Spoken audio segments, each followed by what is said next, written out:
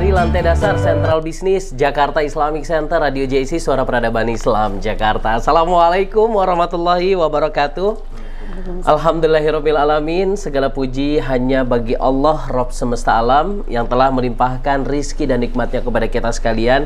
Hari ini Bang Dipo Usman kembali hadir menemani Anda edisi 26 Agustus 2020.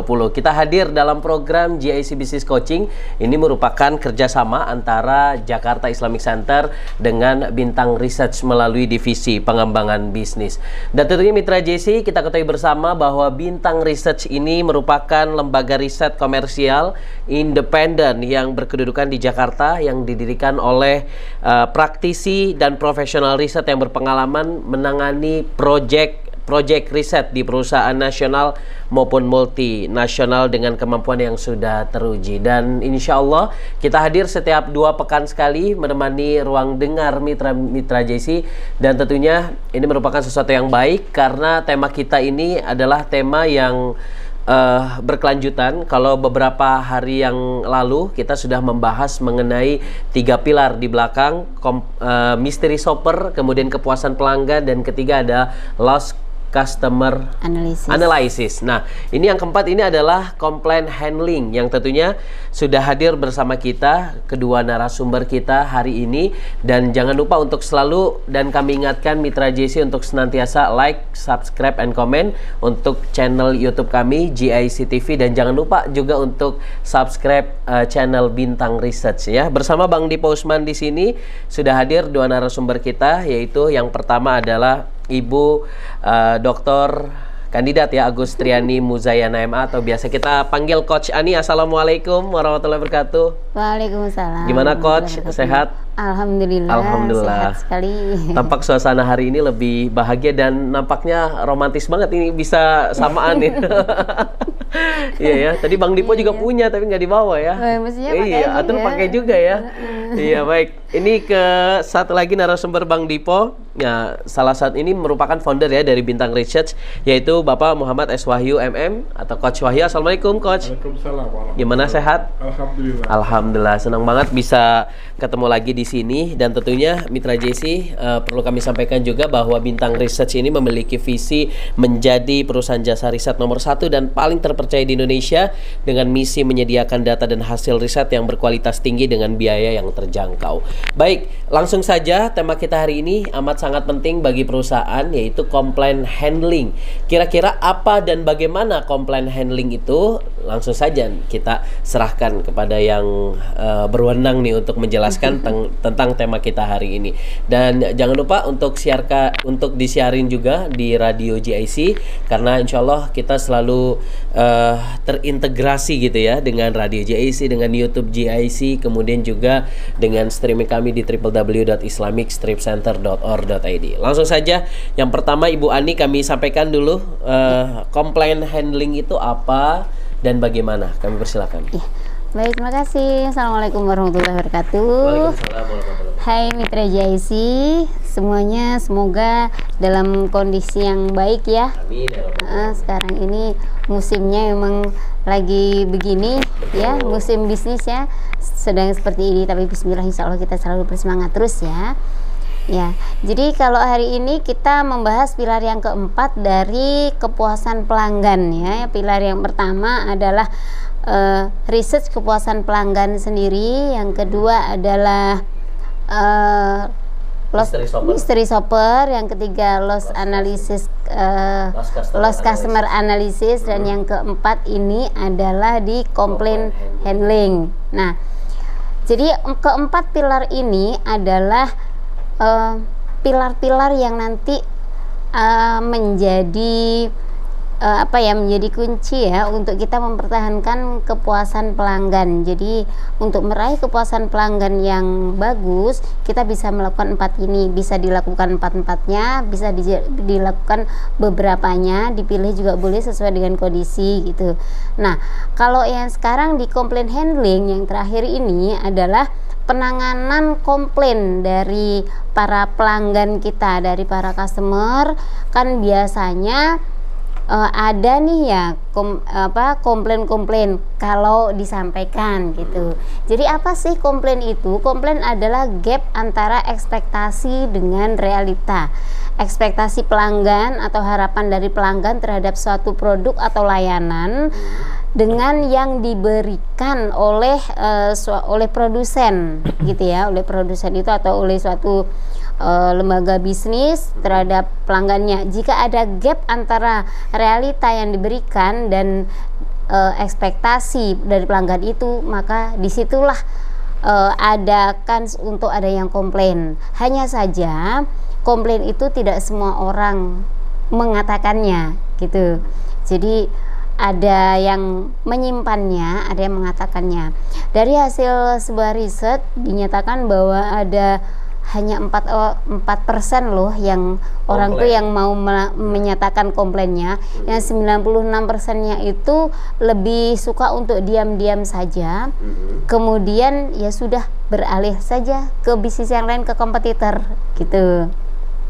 Nah, dan dari yang mau menyampaikan itu pun itu tidak semuanya juga nanti ketika masalah itu terselesaikan ya, tidak semuanya juga nanti mau repeat order lagi untuk setia. Tetap ada yang balik, hanya sekitar 56-70% ya yang nanti itu mau kembali untuk repeat order. Dan dari angka itu ya bisa berubah meningkat drastis menjadi 90% ketika masalah atau komplainnya itu tertangani dengan baik.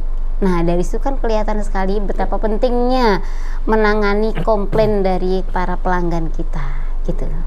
Kalau Pak Wahyu gimana melihat komplain handling itu seperti apa? Ya, seperti tadi Bu Ani sampaikan, benar, komplain handling itu kan dalam bahasa Indonesia artinya penanganan masalah, keluhan ya. Keluhan di sini kenapa menjadi bagian dari pilar kepuasan pelanggan? Karena keluhan ini ada sebagai indikator bahwa ekspektasi pelanggan itu nggak tercapai dengan apa yang diberikan oleh perusahaan, sehingga terjadilah keluhan. Keluhan ini baik, ada baiknya buat perusahaan karena dia bisa berfungsi sebagai feedback bagi perusahaan untuk dia memperbaiki diri, memperbaiki pelayanannya. Kalau itu bisa diatasi dengan baik. Tapi hati-hati, komplain atau keluhan itu bisa juga sebagai suntik mati buat perusahaan apabila perusahaan memiliki orang-orang yang tidak kompeten dalam menyelesaikan masalah. Jadi sisi baiknya komplain itu dia bisa sebagai feedback untuk perusahaan berbenah, tapi dampak negatifnya jika perusahaan tidak pandai menangani keluhan itu sebagai monster lah, monster adalah yang bisa merusak citra perusahaan di kemudian hari. Seperti itu, Mas. Oke. Artinya komplain itu sangatlah wajar bagi perusahaan dan ini menjadi satu keterikatan ya. Kalau ibarat kata kita mah kritik dan saran itu sesuatu yang wajar bagi kita, tapi alangkah baiknya komplain itu harus bisa ditangani lebih baik lagi seperti itu. Kalau Bu Ani sendiri, komplain itu sebenarnya ada ini nggak sih, ada jenis-jenisnya nggak sih? Oh ini komplain yang bahaya nih, ini komplain yang udah dihiraukan saja atau cukup dengan evaluasi internal bagi perusahaan saja atau gimana, coba boleh disampaikan? Ya, jadi komplain itu memang kan orang biasa mengatakan komplain ada yang sifatnya membangun, ada juga yang sifatnya itu membunuh ya, menjatuhkan gitu ya. Nah, tapi kalau bagi produsen atau bagi pebisnis itu jangan melihat bahwa komplain itu sebagai sesuatu yang membunuh. Sebaiknya lihatlah sesuatu komplain itu sebagai feedback yang baik saja. Gitu, sebagai suatu memberikan informasi gitulah akan kekurangannya, gitu aja. Nah, yang bagus itu adalah atau yang menguntungkan adalah komplain yang disampaikan langsung ke manajemen atau ke produsen itu. Akan sangat berbahaya jika komplain itu dilakukannya itu di luar media sosial ya, apalagi dengan cara yang tidak baik gitu. Karena begini, rumusnya kalau orang itu komplain atau tidak puas terhadap sesuatu itu dia akan menyebarkan pada 10 orang. Kalau dia puas dengan suatu pelayanan atau suatu produk, kalaupun dia menyebarkan cuman pada 3 orang. Nah, jadi kalau yang negatif itu justru lebih cepat meluas, apalagi kalau sekarang di zaman medsos ya, dari 10 orang yang dia sampaikan itu udah menyebar jadi berapa? Jadi viral gitu kan. Nah, itu. Jadi kalau tidak ditangani dengan baik-baik, kalau nanti tiba-tiba dianggap bahwa ini membunuh itu ya, komplain yang membunuh, itu justru dia akan terbunuh sendiri. Gitu, bisnisnya bisa mati sendiri. Tapi kalau dia bisa menangani dengan baik, maka nanti insya Allah bisa seperti itu. Makanya sebisa mungkin diupayakan supaya komplain itu nyaris zero loh ya, zero komplain. Kan pasti orang berharapnya begitu, tapi seandainya ada, biasanya orang menyamakan, jika Anda puas silakan sampaikan ke orang lain, jika tidak puas sampaikan ke kami, biasanya gitu kan. Itu adalah untuk feedback kepada si perusahaan itu. Iya, gitu. artinya kalau kita ngomong masalah komplain ini sesuatu yang ini ya, yang penting bagi perusahaan untuk bisa mengetahui tolak ukur dari produk tersebut ya. Dan komplain yang baik itu disampaikan kepada manajer. Kalau tidak disampaikan langsung, ini akan berbahaya gitu, tentunya di bagian media. Nah, sekarang kan zaman sudah terbuka. Pak Wahyu menilai seperti ini gimana nih komplain? Sekarang kan komplain harus di media di aplikasi tersebut atau bahkan diviralkan. Gimana? Nah, memang sebaiknya sih komplain jangan diremehkan ya. Keluhan sekecil apapun sebisa mungkin kita tanggapi dengan serius. Karena walaupun kecil, kalau kata Hirong, itu komplain kecil, hati-hati. Itu sama dan kita memelihara suatu penyakit dalam tubuh kita. Yang siap-siap saja penyakit itu kan menggerogoti tubuh kita lebih dahsyat lagi. Nah, di era saat ini sebenarnya sih ada teknik satu lagi yang untuk mendeteksi adanya komplain itu dengan ada big data, Mas. Big data itu memudahkan perusahaan untuk mengelola itu yang komplain di media sosial ya, tanpa melalui kita. Itu begini, big data itu nanti perusahaan itu bisa menyedot dari data yang beredar di internet, apapun sosial media, termasuk website, termasuk blog, apapun itu diserap sama teknologi ini, nanti diketahuan. Misalnya saya nih, menurut saya Wahyu, dalam 3 bulan terakhir itu saya dibicarakan oleh apa sih oleh publik. Misalnya saya orang terkenal ya, saya seorang orang public figure ya, saya bisa pakai cara itu. Dalam 3 bulan terakhir saya tuh dibicarakan apa sih oleh publik, positifnya apa, negatifnya apa. Nanti kelihatan, Mas, yang bicara negatif itu siapa aja, yang bicara positif siapa saja. Jadi saya bisa menentukan sikap, kalau begitu ternyata yang bicara negatif itu kalangan ini nih.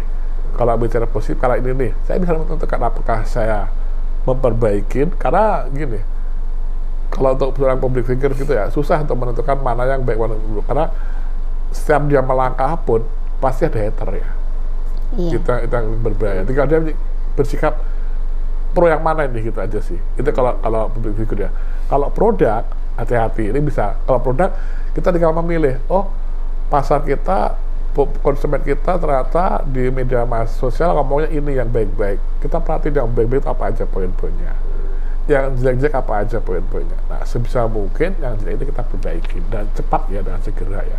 Jangan sampai berlarut-larut. Berlarut-larut itu makan ledakan komplain lagi nanti, berbahaya lagi. Gitu. Jadi itu kalau untuk mengatasi pastinya di sosial media itu untuk mengukur dengan cara big data. Oke, artinya komplain itu nggak boleh dipelihara ya, maksudnya. Jangan dipelihara ya. Jangan dipelihara. Tapi sekarang komplain itu katanya dibagi menjadi 2, komplain positif dan komplain negatif. Nah, positif yang dimaksud ini apakah itu termasuk kategori komplain atau enggak? Misalnya ketika dia mendapatkan produk, dia malah memberikan feedbacknya positif gitu. Itu termasuk komplain? Lebih tepatnya itu bukan komplain, tapi itu lebih pada support ya. Artinya komplain itu sesuatu yang keluhan ya.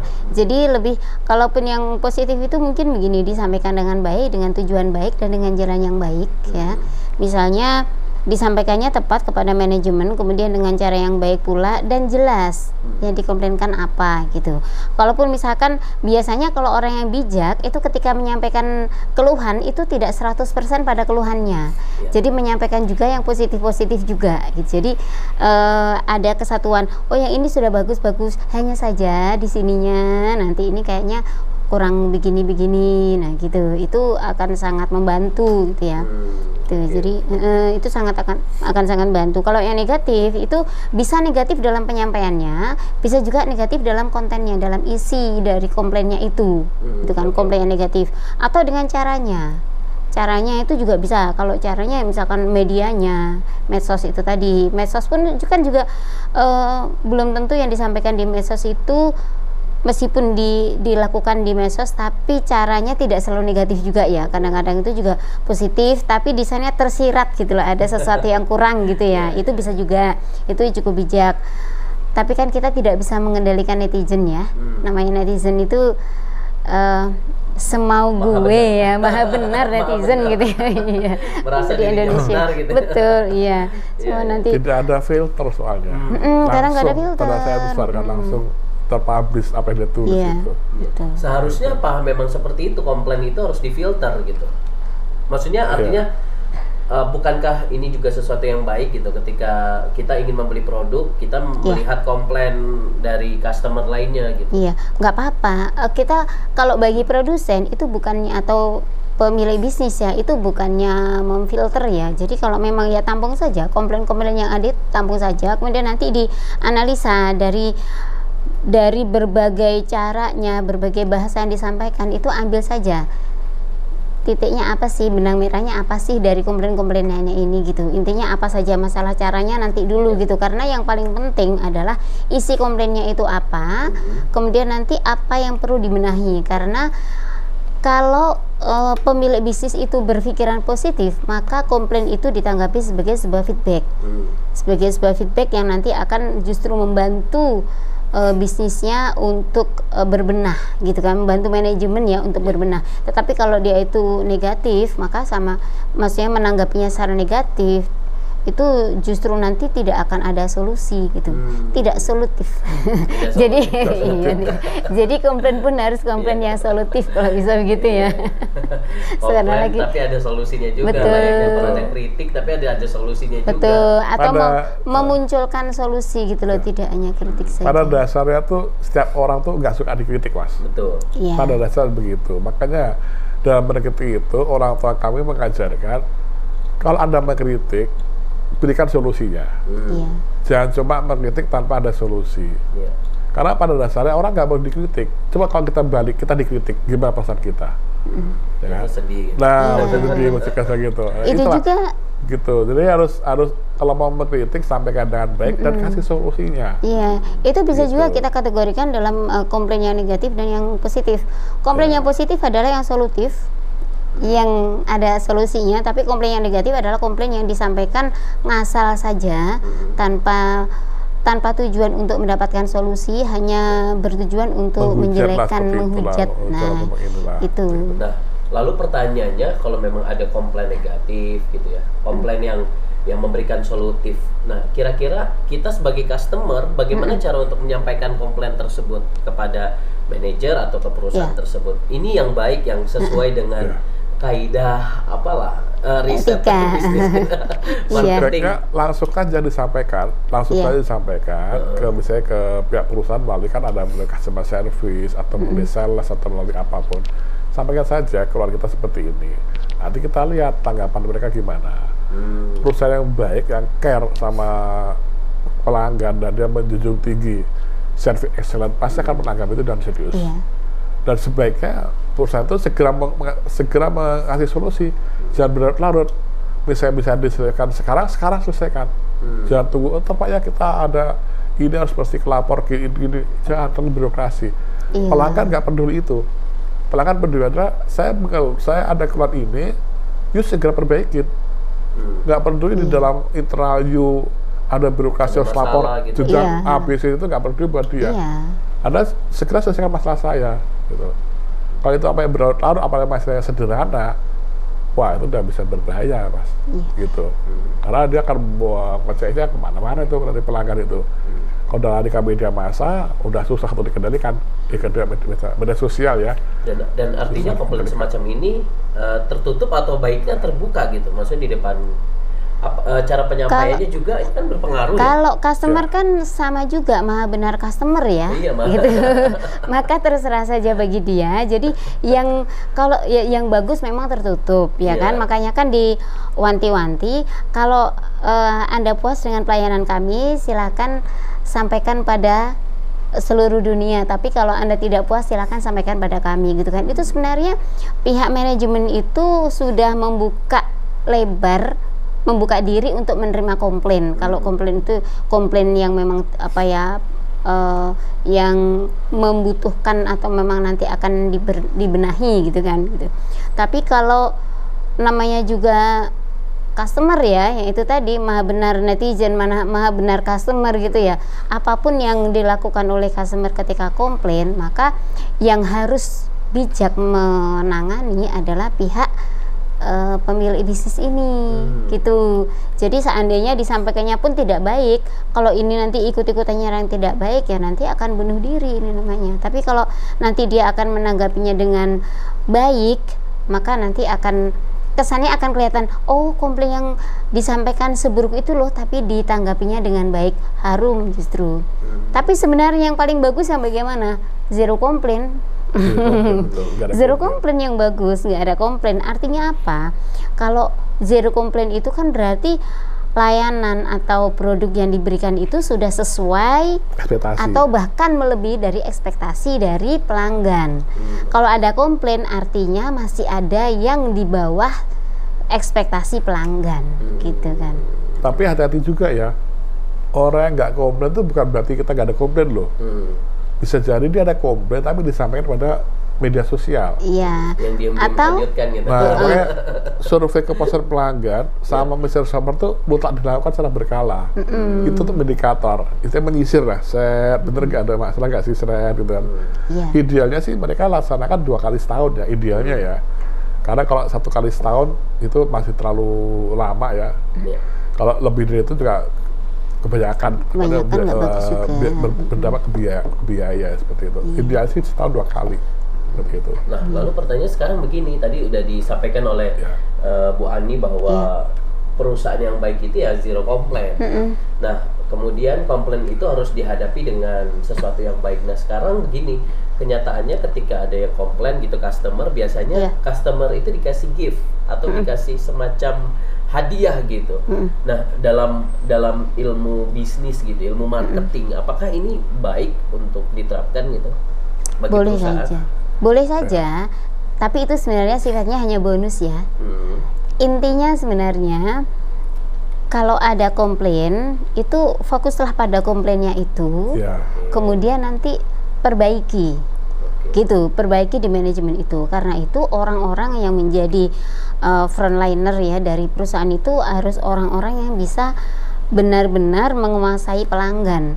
Artinya nggak boleh orang-orang yang kalau sama pelanggan itu muasam, kalau sama pelanggan itu nggak bisa ramah atau gimana, nggak boleh. Jadi kalau misalkan ada orang komplain, ya harus bisa menanggapinya dengan baik. Jangan justru memunculkan masalah baru. Bisa jadi komplainnya itu komplain hal yang kecil disampaikan, tapi ditanggapinya itu tidak baik. Nah, nanti justru muncul komplain baru. Komplainnya adalah pada si customer service yang menanggapi komplain dengan tidak baik. Nah, ini justru komplainnya bisa lebih besar daripada komplainnya sesungguhnya. Mungkin awalnya komplainnya cuman lantainya tadi ada air tapi kok belum dibersihkan, kan komplainnya cuma begitu. Kemudian misalkan ini di mana ya, di bank lah misalnya ada air, nah ya yang cleaning service-nya itu tidak cekatan misalnya untuk langsung membersihkan. Kan kalau di bank kan kadang-kadang anak kecil ikut ya gitu ya, ada air atau mungkin ada bekas es krim nggak segera dibersihkan, kan itu berbahaya bagi customer, kan melihatnya berbahaya. Kemudian disampaikanlah komplain, Mas itu tadi ada bekas ini belum dibersihkan. Kalau oh iya Bu, baik, sekadar dibersihkan kan enak. Kalau misalkan oh iya Bu, sebentar ya Bu ya, sabarlah, orang cuma segitu doang, misalkan begitu saja, itu maka sudah menjadi besar. Komplain yang kedua ini lebih besar daripada komplain dari es krim tadi yang jatuh. Yang kedua akhirnya yang disampaikan komplainnya adalah saya nggak mau lagi ke bank itu. Kenapa? Itu pelayannya nggak bagus. Kenapa? Iya karena di situ kalau dapat komplainan itu cleaning service-nya itu nggak segera bertindak cepat. Jadi di sana itu jadi berbahaya. Kemudian kalau disampaikan komplain bukannya malah menanggapi dengan baik, malah marah-marah misalnya seperti itu. Itu justru efeknya lebih besar nih. Gitu, lebih berbahaya. Iya. Makanya itu kalau orang-orang yang tidak mau mengutarakan komplainnya gitu secara langsung, kan kadang sekarang lebih mudah untuk apa namanya jari kita yang mulut jarang gitu untuk bisa komplain. Betul. Itu gimana ya? Untuk kenapa orang-orang itu tidak mau mengutarakan gitu komplainnya? Segan. Itu bisa jadi karena ada zaman orang mulai enggan untuk berbicara ya. Lebih gak masalah juga apa juga. Tapi hendaknya perusahaan ini membuat sistem kayak penanganan komplain secara online. Jadi ada pengeluaran itu masuk ke misalnya jika ada keluhan hubungin nomor ini atau hubungin ini, tinggal ketik klik gitu aja. Tapi itu perlu diingat juga bukan masalah kecanggihan teknologinya. Yang paling konsumen harapkan adalah penanganan masalahnya. Jangan canggih dengan klik udah selesai, habis itu masih aja bermasalah juga kan. Ditinjaunya ternyata 3 hari sekali di lantai komputer, jangan sampai. Jadi yang paling penting adalah kebutuhan yang sigap. Kesigapan. Kalau sebisa mungkin dalam waktu 5 menit, itu kan menit. Jangan sampai berhari sampai berjam-jam, apalagi berbulan-bulan itu berbahaya sekali mas. Walaupun itu hanya sekedar komplain kecil ya, itu sebisa mungkin sih ada komplain ya paling bagus. Ya itu tadi ada 96 orang yang sebenarnya komplain tapi nggak disampaikan itu loh. Kemudian tiba-tiba ya sudahlah nggak di sini juga nggak apa-apa, masih banyak yang lain, gitu kan, langsung lari ke kompetitor. Itu yang sebenarnya lebih berbahaya. Kayak keempat pilar ini kan saling berkaitan bisa resolver dan jangan ditinggalkan salah satu. Empat ini harus berhubungan semua. Kalau komplain nggak ada, yakin kita dapat mana yang didahulukan gitu sih mungkin. Kita bisa lakukan dengan loss customer analysis. Kita lihat seberapa banyak customer kita pindah ke tempat lain. Apa karena komplain atau karena value tempat lain yang lebih baik. Terus Mr. Shopper tidak perlu dilakukan. Kalau ada perusahaan jasa atau perusahaan ada unsur jasanya. Sama survei kepuasan pelanggan ini saling berkaitan, saling mengisi lah mereka gitu. Nah, lalu pertanyaannya begini, kita sebagai perusahaan, sebagai UMKM yang pasti menerima komplain, kalau memang ada komplain gitu. Nah, untuk bisa meredakan emosi si ini gimana sebaiknya bagi perusahaan? Apakah dia harus menyampaikannya dengan seperti apa gitu? Mungkin ada tips ya? Bu? Penting gini, pada komplain dengarkan dulu komplain itu apa. Kalau dia komplain langsung ya. Kedua, kalau customer marah, biarkan dia selesai marahnya. Jangan dipotong. Kita dengarkan dulu, kita pendengar yang baik. Oke, setelah itu baru kita pasang tubuh. Jangan kita dengarkan tapi kita main HP, itu nggak sopan sekali. Itu konsumen akan tambah marah gitu kan. Jadi ada poin-poin, betul. Manajer ataupun orang yang menerima komplain itu nggak boleh. Udah tinggalkan, gitu ya. Ada fit, ya gimana Pak Bu? Dengarkan, kita empati, care sama dia. Nah, kalau masalah itu bisa diselesaikan hari itu juga, selesaikan segera. Jangan berlarut. Itu tips dari penyelesaian masalah ya. Seperti itu. Jadi yang penting nggak bisa adalah harus segera diselesaikan Mas. Jaga eye contact.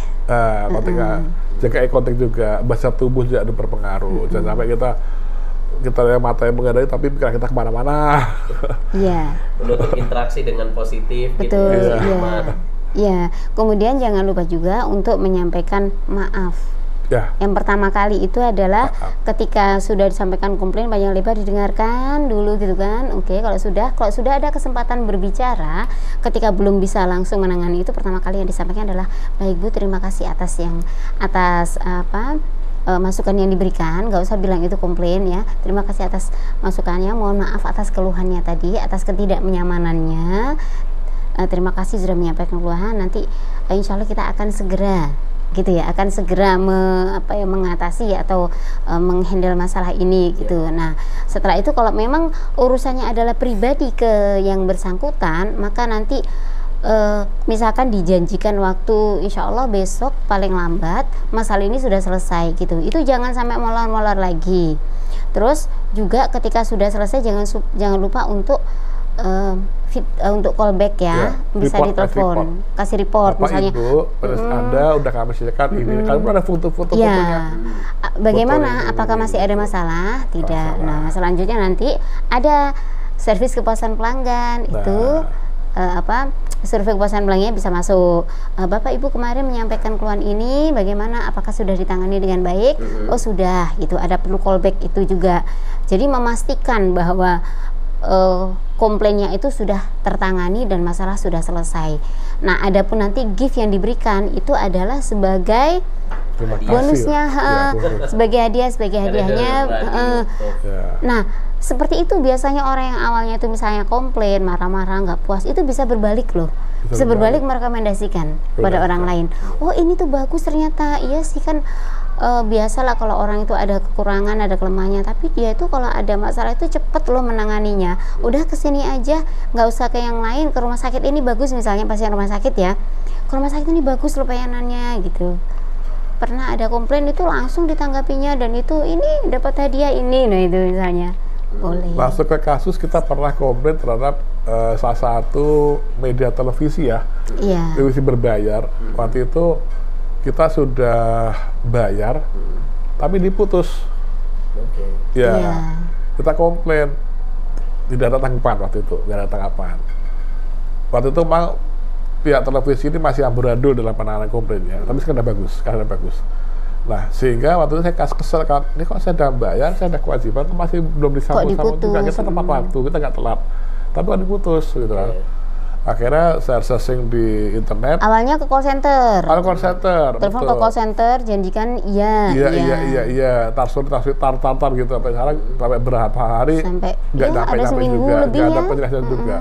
Akhirnya saya searching, saya pengen tahu siapa pimpinannya. Ketemu namanya kan, saya cari kontak yang kalau bisa saya dapat nomor handphonenya. Dapat mas, saya kontak beliau, saya kasih tahu permasalahan gini.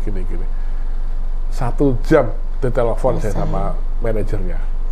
Bapak kemana gini. Oh iya, sebentar Pak. 1 jam itu nelpon. 1 jam setelah. Jadi ini 1 jam setelah pesan nyampe, saya WA pesan nyampe. 1 jam saya ditelepon sama manajernya. Dia direktur. Manajer telepon ke saya. Bener mengatakan apa saya komplain ini. Saya bilang bener. Ini buktinya. Saya udah bayar. Kok masih diputus juga? Oke Pak, tunggu dalam waktu setengah jam atau belum itu? Iya. Tunggu setengah jam, Pak. Oke, saya tunggu setengah jam. Ngalah. Selesai. Nggak harus seminggu lebih gitu. Harus seminggu lebih. Ke call center waktu kita itu dikasih bonus lebih. 3 bulan free. Betul, gini seperti itu. Betul. Sebagai permintaan maaf, katanya begitu. Sebagai permintaan maaf. Terus akhirnya si manajer bilang, Pak, lain kali kalau ada komplain jangan langsung ke direktur. Ke saya saja. Oh iya, saya nggak tahu waktu itu. Saya langsung tahunya direkturnya lah begitu. Akhirnya alhamdulillah. Sampai sekarang kita loyal, karena apa? Kita merasa ada cara dia menaik komplain, untuk bawahnya kita nggak puas. Sebenarnya secara produk kita puas. Secara produk puas, cuman secara pelayanannya ketika ada masalah, nah itu tadi, masalah timbul ketika penanganan masalah, gitu loh. Itu kan sepele sekali kan ya, kan di data mereka pasti sudah ada kan ya, namanya connect kan pasti ada kan, pembayaran masuk pasti harusnya kan di mata customer kan harus online kan, connect. Begitu saya bayar ke ATM, di sini sudah tertera lunas itu kan. Bahkan struk pembayaran pun sudah kita kirim. Tapi masih belum ada respon juga. Setelah direkturnya menginstruksikan bawahannya, baru setengah jam ternyata kemudian selesai mas. Kenapa harus berhari-hari begitu? Kan kita dari patahan kita kan, gitu. Ada udang di balik komplain.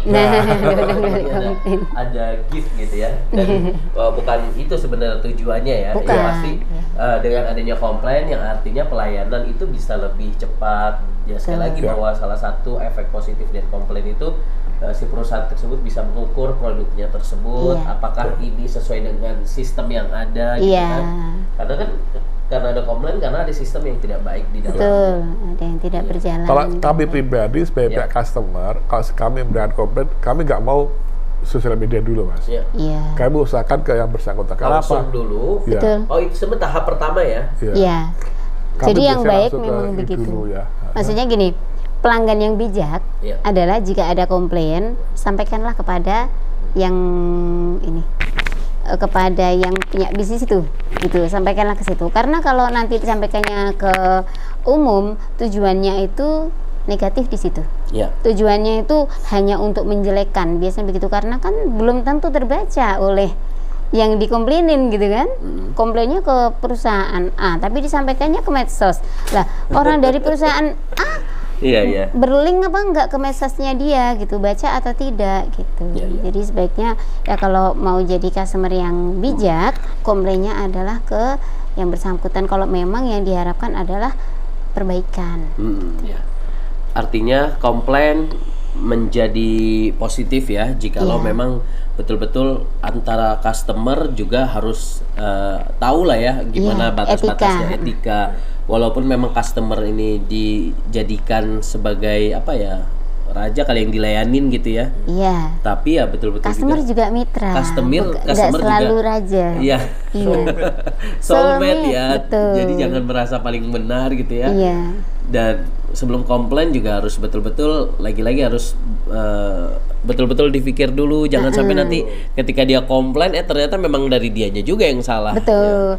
Dan nah itu yang dikhawatirkan juga, kan. Begini juga ketika menyampaikan komplain jangan lupa juga sampaikan bukti-buktinya. Karena kalau tidak, kalau nanti sudah terlanjur di medsos tanpa bukti, itu kan dianggap sebagai fitnah. Nah itu nanti pihak perusahaan itu bisa menuntut loh, gitu loh, karena dianggapnya bukan komplain tapi melakukan fitnah. Justru berbahaya gitu kan. Jadi melakukan komplain itu juga tidak semudah itu. Tuh kalau bagi customer. Betul, jangan lari ke sosial media dulu. Sampaikan dulu ke perusahaan bersangkutan. Kita lihat respon dia seperti apa. Itu dulu sih. Jangan dikit-dikit sosial media, dikit sosial media. Hati-hati loh, sekarang ada undang-undang ITE loh. Betul. Komplain ini udah masuk ini nggak sih undang-undang ITE bisa? Bukan komplainnya sebenarnya, tapi adalah pencemaran nama baik bisa jadi ya. Pencemaran nama baik. Kalau nggak terbukti, kalau dia nggak bisa menunjukkan bukti-bukti, perusahaan nggak terima. Oke. Betul. Mitra JC dan seluruh para pendengar dan pemirsa semua, kita akan menyapa. Ini salah satu mitra JC yang ingin bergabung bersama kita. Tentunya tema kita kan sangat menarik nih tentang komplain handling. Nah, kira-kira apa respon dari masyarakat, terutama mitra JC yang mendengarkan siaran kita? Ini sudah tergabung bersama kita ada Bapak Nendi dari Bekasi. Kita langsung menyapa ya. Baik. Ayo kita lihat di layar. Ya, silakan Bapak Nendi untuk menyampaikan untuk mengenai pertanyaannya. Assalamualaikum warahmatullahi wabarakatuh. Waalaikumsalam warahmatullahi Bang Dipo, Pak Wahyu, dan Bu Ani. Nama saya, perkenalkan dulu, nama saya Nendi dari Bekasi. Mau bertanya, biasanya customer cenderung untuk menyampaikan komplain mereka secara online sebagai jalan terakhir. Kalau misalnya perusahaan menanggapi secara tidak baik dan melakukan penghinaan kepada diri kita, solusinya gimana? Sekian, terima kasih. Wassalamualaikum warahmatullahi wabarakatuh. Terima kasih kepada Bapak Nendi dari Bekasi yang sudah bergabung hari ini. Pertanyaannya menarik ya. Jadi dia komplain nih sama perusahaan tersebut. Tapi perusahaan tersebut gak terima mungkin. Dan akhirnya dia menghina si customer tersebut, maka sampai body shaming gitu, shaming gitu ya, komplain shaming. Nah, ini boleh disampaikan Pak Wahyu, kira-kira bagaimana tanggapan dari customer-nya dan dari segi perusahaannya juga? Baik ya. Terima kasih ya pertanyaannya Pak Nendi. Jadi tadi customer-nya itu tadi disampaikan bahwa itu adalah jalan terakhir ya. Jalan terakhirnya adalah penyampaian komplain itu ke medsos. Nah, kalau namanya jalan terakhir, maka tersirat dalam pertanyaan itu sudah ditempuh jalan-jalan sebelum menyampaikan komplain ke medsos. Bisa jadi awalnya sudah langsung ke perusahaan itu atau ke bisnis itu ya. Kemudian kurang ditanggapi sehingga jalan terakhirnya adalah ke medsos. Kemudian tadi ditanggapi, tanggapannya itu justru menghina ya, melakukan tindakan yang tidak menyenangkan kepada customer yang telah menyampaikan komplain. Nah, ini ini sebenarnya yang saya tadi bilang, perusahaan itu sedang melakukan bunuh diri. Gitu loh, kalau dia itu melakukan sikap seperti itu. Jadi jalan terakhirnya seperti apa? Itu nanti justru bisa berkembang. Kalau sama-sama nggak terima, customernya juga nggak terima, nanti justru bisa ini loh, kalau dia punya bukti-bukti atas komplainannya itu, dia bisa menuntut asas perbuatan tidak baik dari perusahaan itu, dan itu justru bunuh diri yang cepat sekali, bisa langsung terpuruk itu perusahaannya, karena nanti akan viral bahwa perusahaan itu melakukan tindakan yang tidak menyenangkan kan gitu. Itu kan malah berbahaya sekali. Nah gitu. Jadi kita sangat menyayangkan pada perusahaan yang melakukan hal itu gitu loh, yang membuli ya, yang menghina, melakukan penghinaan terhadap customer yang telah melakukan komplain. Bisa jadi itu adalah oknum dari perusahaan itu, makanya mungkin karyawannya atau pegawainya ya. Karena itu memang suatu mesti dilakukan dilakukan evaluasi ke dalam itu sendiri ya, ke dalam perusahaan itu, siapa yang melakukan ini, karena kalau itu dibiarkan terus nanti bisa merugikan bagi perusahaan itu sendiri. Nah, harusnya memang tidak seperti itu. Harusnya adalah kalau memang ada komplain meskipun dilakukan di medsos, itu adalah ditelusuri, tabayun ya, harus tabayun dulu, iya, tabayun dulu. Ibu benar begini, buktinya apa, gitu kan? Buktinya mana? Jadi kalau perlu didatengin nggak apa-apa. Dulu itu pernah ada orang yang melakukan, orang beli susu terkenal ya, susu bayi terkenal, susunya itu sudah rusak.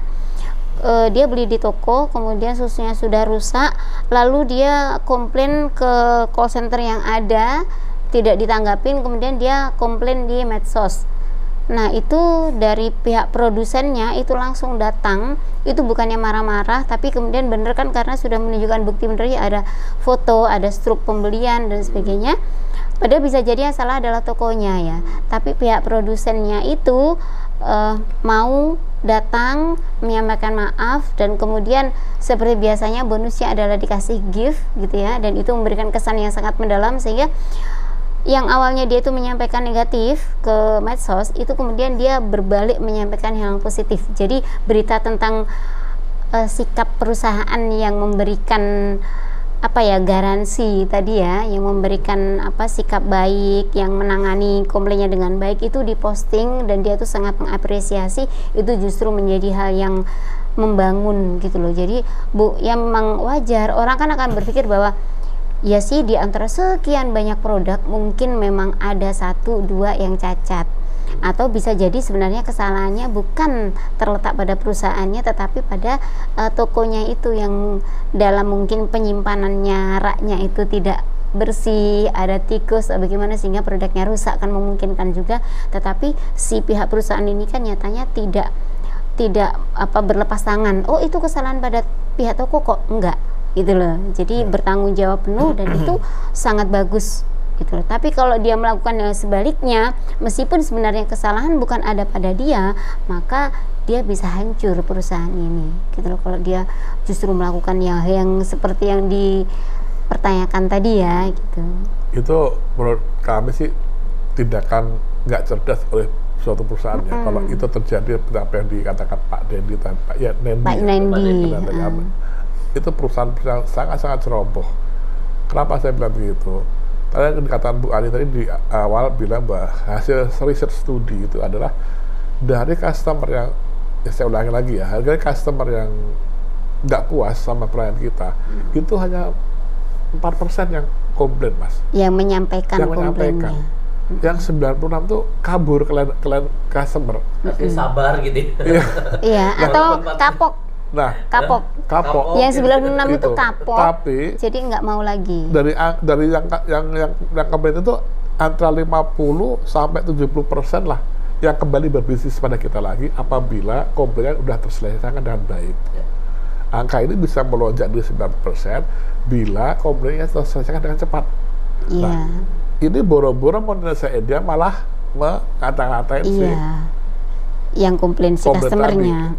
Gimana, bayangkan aja angka ini kan jadi lebih buruk lagi kan dibandingkan dengan kayak tadi di hasil seperti tadi. Itu malah tindakan yang menurut kami sih kurang cerdas. Kalaupun itu terjadi dan kita sebagai customer, kita sampaikan aja bukti-bukti kita komplit untuk kembali tadi.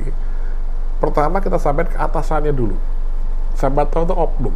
Ya kan? Kita jangan bicara itu menggebiah uyah, jangan menyamaratakan lah. Sampai tahu oknum CS atau oknum apalah itu tuh. Kita sampaikan ke pimpinannya, ke supervisornya. Kita ajak ketemuan dia, kita adu pimpinan supervisor atau apapun orang selain pihak itu atasannya atau bagian lain. Jika itu nggak mempan juga, baru kita sampai apa yang dibuat tadi. Tapi masalahnya customer tidak semuanya berpikir seperti itu, gitu kan ya. Betul. Jadi customer itu bagi customer adalah service centernya itu berarti namanya orang service center kok, gitu ya. Ketika dia menyampaikan komplain ke service center, maka masalah harus selesai. Terserah service center bagaimana nanti membicarakannya di dalam, tapi yang jelas harus selesaikan begitu. Ketika itu tidak selesai, ya dia berarti tidak beres. Langsung itu dianggapnya adalah sebagai perwakilan dari perusahaan kan, gitu loh, service center itu. Maka kalau seperti itu, nah ya sudah. Itu kayak tadi saya bilang, bunuh diri, nggak lama kemudian konsumennya cuma ke hukum aja. Konsumen bisa ke hukum kalau seperti itu, kalau dia punya bukti-bukti yang kuat, bukti-bukti penghinaan juga boleh. Apalagi kalau penghinaan itu juga dilakukan di media sosial. Tapi misalnya. Kalau misalnya si customer itu juga mungkin diawali dengan dia bikin emosi mungkin. Bahasanya mungkin tidak baik gitu ya. Bahasanya tidak baik sehingga si perusahaan kan ada manusia. Betul. Begini, jadi, kalau orang itu bertindak sebagai atas nama, kalau si customer itu kan mungkin karena sudah kesel ya, menyampaikan ini tadi kan disampaikan sebagai langkah terakhir ya, berarti mungkin sudah berbagai langkah dilakukan.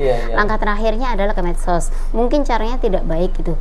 Nah, sekarang kembali ke perusahaan, intinya sebenarnya kan di perusahaannya ini. Nah, perusahaan ini itu mau tetap hidup apa tidak? Kalau mau tetap hidup, maka dia harus berlaku bijak. Bagaimanapun customer dia, gitu kan, maka dia harus berusaha untuk bertahan. Caranya bertahan adalah dia harus bijak. Nah, kalau orang itu misalnya sebagai CS, ya sebagai manusia biasa nggak bisa. Kalau orang itu sudah dia itu bersikap atau mengambil sikap mewakili perusahaannya, maka dia tidak bisa atas nama dirinya sebagai manusia, bisa nggak bisa. Dia harus sesuai dengan aturan perusahaan, gitu. Nah, jadi kalau emang dia itu pribadi seperti itu, tetap saja nanti yang dituntut adalah perusahaan. Bukan pribadinya orang, bukan. Call center atau service center dari ini, gitu kan. CS-nya ini melakukan tindakan ini terhadap saya, gitu. Ketika dia bekerja, maka yang salah adalah perusahaan. Gitu loh. Makanya hati-hati gitu loh orang. Hati-hati. Betul, hati-hati menempatkan orang di depan gitu. Atau kalaupun benar-benar saling ledek-ledekan, ajak mediasi aja. Ada mediasi dengan pihak-pihak, sediakan cara musyawarah lah gimana.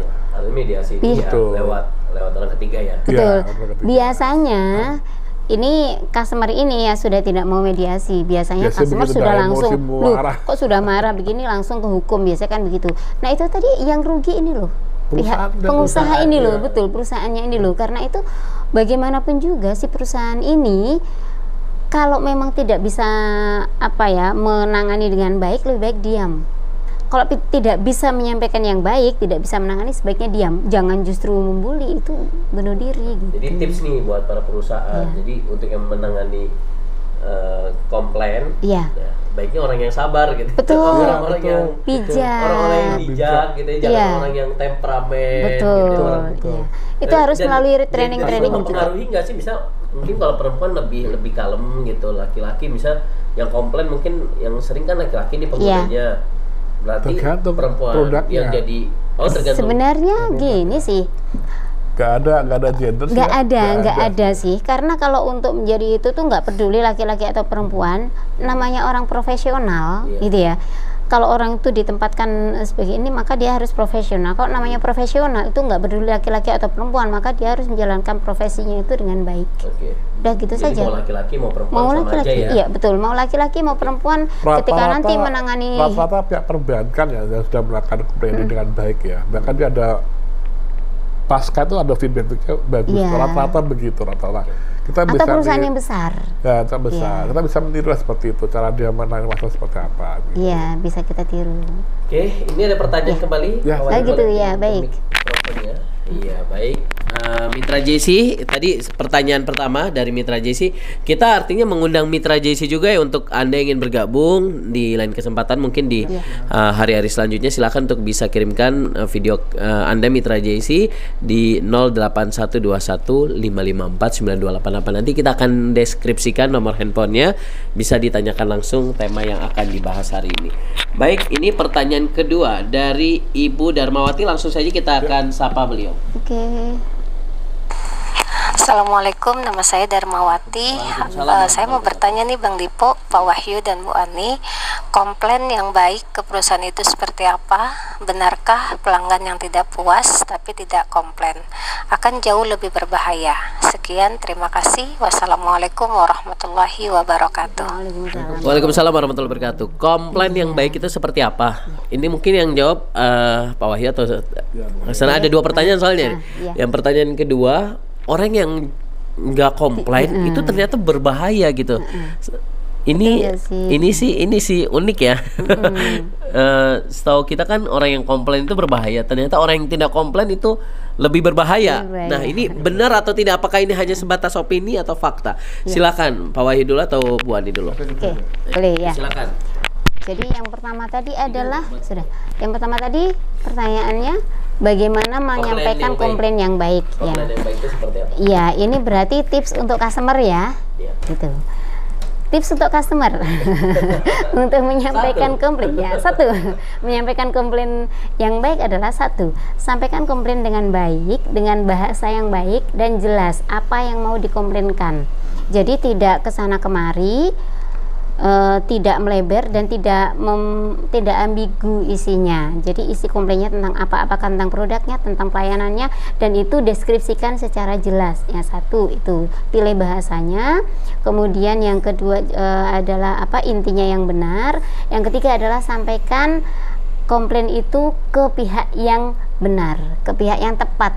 Ya, kalau memang kita contohkan di mana ini misalnya di restoran kah? Boleh. Kalau di restoran itu nanti bisa disampaikan langsung ke yang bersangkutan, misalnya masalah pelayanan ke waitersnya misalnya ya. Gini, Mbak ininya kurang satu misalnya, kok dari tadi kok lama ya Mbak, itu bisa sampaikan. Tapi kan dengan yang kekeluargaan saja baiknya, Mbak kok lama ya, ini sudah haus nih anak saya, minumannya belum datang misalnya begitu. Oh ya Bu maaf, oh ya Bu baik, akan segera kami antarkan misalnya, itu kan enak. Tapi kalau misalkan disampaikannya ke orang lain yang tidak bersangkutan, atau itu nyampainya lama, itu nganter ininya kok lama sekali, saya akan langsung sampaikan ke atasannya misalnya. Nah itu kan bisa jadi tidak tepat karena langsung melaporkan padahal belum menyampaikan ke yang bersangkutan dulu gitu. Sama dengan kalau mau menyampaikan komplain ke sebuah perusahaan atau ke sebuah lembaga bisnis, itu sebaiknya tidak ke medsos dulu, tapi sebaiknya adalah langsung ke perusahaannya. Kalau perusahaan yang baik itu biasanya punya punya ruang untuk menyampaikan komplain. Makanya ada kritik dan saran, sampaikan ke sini, atau mungkin ada CS-nya, atau ada siapa yang bisa disampaikan. Bahkan sekarang security saja itu juga bisa loh untuk disampaikan. Pak, saya ada begini-begini. Oh iya baik, silahkan ke sana. Gitu bisa diantarkan gitu kan. Security bisa mengarahkan ke sana. Karena itu kalau perusahaan yang baik adalah yang itu tadi, menempatkan orang-orang di frontliner itu yang memang orang-orang yang tepat, orang-orang yang baik, yang orang-orang yang bijak gitu. Dan untuk mendapatkan kebijakan itu dari mana? Ya pihak perusahaan harus melakukan training, itu harus dibekali. Tidak Anda di depan harus begini, dilepas saja ya jangan. Sebaiknya makanya SOP itu sampaikan, SOP-nya harus demikian gitu. Itu ya. Jadi sampaikan dengan bahasa yang baik, kemudian isinya itu benar, tepat, dan tidak melebar kemana-mana, tidak ambigu juga. Kemudian juga sampaikan ke orang yang tepat atau ke pihak yang tepat. Itu kalau mau menyampaikan komplain yang baik. Ya, terima kasih. Nah, pertanyaan Pertanyaan kedua. Yang kedua. Ibu Darmawati. Itu pentingnya data ya Bu ya, atau teman-teman sekalian. sebelumnya kita udah membahas pentingnya data. Data itu banyak fungsinya, memudahkan kita mengkontrol pelanggan kita yang puas, tidak puas, yang komplit, bahkan yang lari sekalipun dari kita. Nah, betul bahwa tidak ada komplain bukan berarti customer kita puas, belum tentu. Indikatornya apa? Kita harus melakukan 3 pilar yang lain tadi, yaitu kita melakukan survei kepuasan pelanggan secara berkala, kita melakukan mystery shopper secara berkala juga, idealnya setahun 2 kali, ya. Terus kita juga melakukan lost customer analysis secara berkala juga, itu lebih dari 2 kali lebih bagus. Dan kita juga melakukan complaint handling. Artinya kalau nggak ada complaint, berarti 3 itu kita lakukan. Dan kalau kita memiliki budget lebih, kita bisa menggunakan jasa perusahaan, bisa teknologi big data. Yang seperti di awal kita jelaskan, itu saya bisa mengontrol dalam di internet itu, kan mereka komplain biasanya kemana? Ke internet ya. Rata-rata sekarang orang komplain ke internet apa? Dia nggak komplain ke kita, tapi dia komplain ke internet. Bisa melalui blog, bisa melalui FB, sosial media. Itu bisa kita cek dengan big data itu. Jadi nanti kita lihat dalam 1 bulan terakhir kita ada omongan nggak sih di internet itu. Nah, nanti kelihatan tuh yang ngomongin kita siapa aja, positif atau negatif, yang positif apa aja, yang negatif apa aja, termasuk yang ngomongin siapa, perilakunya gimana. Nah, itu kita bisa lihat di situ. Oh, ternyata kita nggak ada komplain itu, mereka komplain ke sosial media, keluarnya ini negatif kita ini nih, segera kita selesaikan. Kalau perlu, kan ada deteksi tuh, deteksi nama-nama orangnya, kita perlu kasih reward kalau udah selesai dengan baik, ya. Itu kan kita pelanggan, kalau dia kecewa, kita aja lagi, kita bina lagi buat baik dengan mereka. Nah, seperti itu. Jadi itu penting dalam hal itu. Pengalaman kami juga pernah waktu itu diminta oleh sebuah perusahaan oli, Mas Dipo, ya sama seperti itu. Dia pengen melihat dalam 3 bulan terakhir atau bulan terakhir itu oli dia tuh diomongin apa di sosial media. Nah, termasuk siapa yang ngomonginnya, kelihatan sesuatu. Ternyata di sosial media kita sedot data tuh melalui server dari FB, jadi penyampainya melalui apa yang disampaikan, orangnya kelihatan, termasuk figurnya. Misalnya yang nyampaikan Mas Dipo, saya bisa lihat Mas Dipo tuh sukanya apa. Oh, ternyata Mas Dipo tuh sukanya touring motor. Nah, saya bisa promosiin kan. Wah, saya bisa dapetin perilaku Mas Dipo. Mas Dipo sukanya touring, sukanya makan di restoran.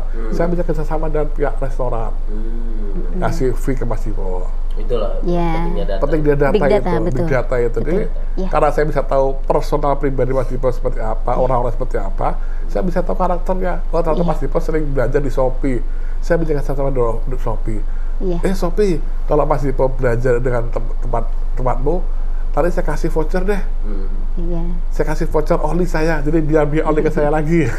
Hal seperti itu kan kayak feedback ya.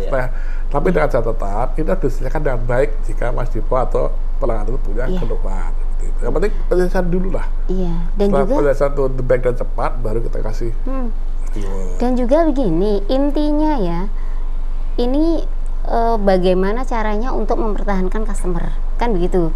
Nah, jadi di antara yang tadi saya sebutkan, ada di antara orang yang merasa tidak puas, hanya 4% yang ini berdasarkan hasil studi ya, hasil riset juga ya, hanya 4% yang mau menyampaikan komplainnya kepada yang bersangkutan langsung. 96%-nya kan diam saja, tidak mau menyampaikan. Nah, tidak mau menyampaikan ini bisa berbahaya karena dia tidak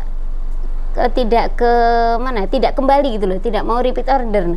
Kalau dia tidak mau repeat order, maka nanti dia berarti kita akan kehilangan customer. Nah, kalau kita kehilangan customer, itu kan yang berbahaya. Meskipun tidak jelek namanya karena tidak ada komplain, tapi kalau customernya hilang, berarti kan bisnisnya sudah mati, karena dibilang bisnis bahwa tanpa customer ya sama aja. bisnisnya zero gitu. Seperti itu. Baik, karena waktu kita juga sangat terbatas sekali, nggak terasa kita udah 1 jam lebih. Begitu ya? Nggak terasa ya.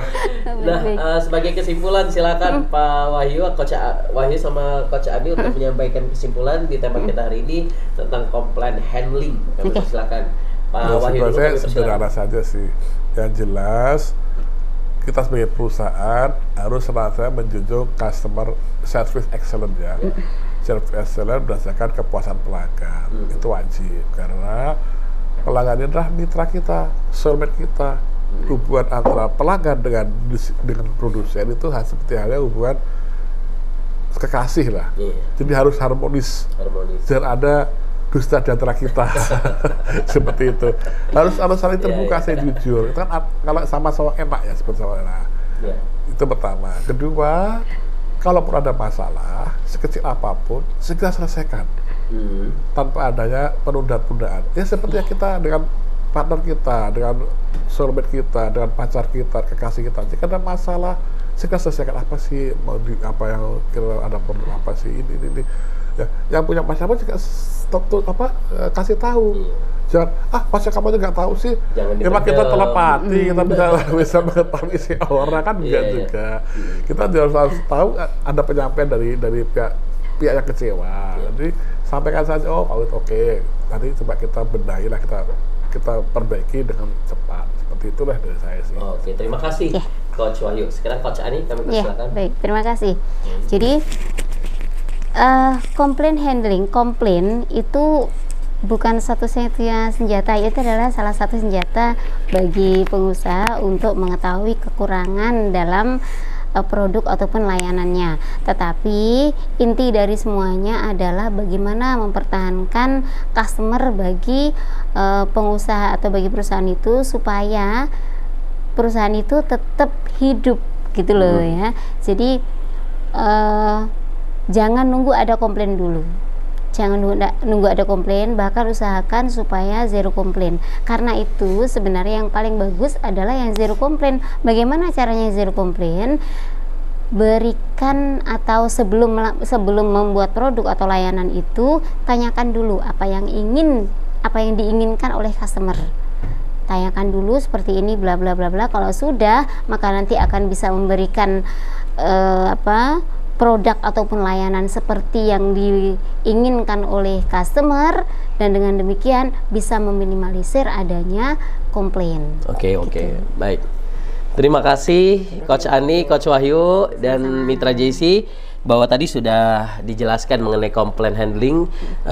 Bang Dipo yakin apa yang Mitra JC tanyakan mudah-mudahan bisa terjawab semua. Kalau sekiranya belum, Mitra JC bisa langsung bertanya di channel YouTube Bintang Research ya. Silakan untuk di subscribe ya. Nanti ada siaran kita hari ini, nanti kita akan upload. Dan tentunya Mitra JC, terima kasih juga kepada mitra yang sudah bergabung baik melalui media sosial kita, Facebook maupun Instagram kita Radio JC. Dan tentunya juga Bang Dipo juga ucapkan terima kasih kepada Ibu Darmawati dan Bapak Nendi dari Bekasi yang sudah bertanya, dan kami juga mengundang Mitra JC untuk jikalau ingin bertanya silahkan untuk bisa kirimkan melalui videonya, dikirimkan melalui Facebook ataupun melalui WhatsApp Radio JC. Dan tentunya sekali lagi bahwa Bintang Research ini merupakan perusahaan riset yang sangat adaptif terhadap teknologi dengan tidak meninggalkan prinsip kehati-hatian. Dan saat ini Bintang Research sudah menerapkan penelitian berbasis digital, di mana segala jenis interview baik tatap muka atau face to face maupun interview jarak jauh akan direkam. Tujuan penerapan penelitian berbasis digital ini adalah sebagai media yang menjadi jaminan integritas data yang diberikan. Dan tentunya PT Bintang El Samaditame juga sudah pernah melakukan riset industri beberapa tempat, mulai dari tekstil, garmen, kosmetik, kemudian juga pendidikan, penerbit buku, olahraga, dan lain-lain. Silakan untuk kunjungi websitenya di www.bintangresearch.com gitu ya, .co.id ya. Dan atau informasi lebih lanjut bisa langsung email informasinya di mswahyu@bintangresearch.co.id ya, mswahyu@bintangresearch.co.id. Untuk kantornya di TBC Matupang ya, Kavling 18 Jakarta Selatan. Sekali lagi terima kasih Coach Wahyu, Coach Ani. Insya Allah kita ketemu lagi di lain kesempatan. Menarik sekali dengan tema yang berbeda karena masih banyak lagi nih kurikulum kita. Belum kita ngomong masalah kualitatif, kuantitatif riset gitu ya. Kemudian juga feasibility study. Nanti kita akan bahas bersama-sama ya. Saatnya Bang Dipo Usman pamit undur diri dari ruang dengar Anda, mewakili seluruh kru yang bertugas undur diri. Billahi taufik wal hidayah. Wassalamualaikum warahmatullahi wabarakatuh. Waalaikumsalam.